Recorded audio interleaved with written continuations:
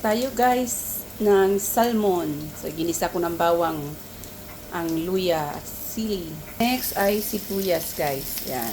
After sibuyas, kamatis. Guys, ito yung salmon na ilalagay ko. Ito ang kasama niya. Ito ang sahog niya naman. Ayan. So ganyan kadami ang sahog niya. Sa ganitong kaliit na salmon ang ilalagay ko guys.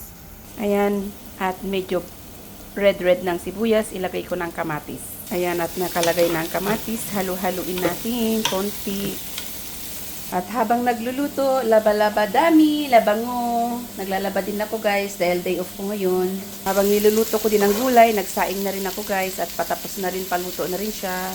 Ayun, at medyo maluto na yung kamatis at naamoy ko na mabango. Ayan na nga, at luto ng kamatis, nilagay ko na ang salmon na nakalata.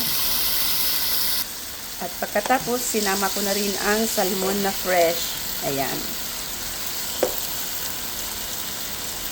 Ayan na. At nilikaduhan ko na.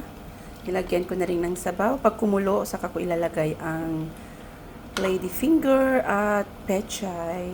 Ayan. Mabango na siya guys. Mabango na.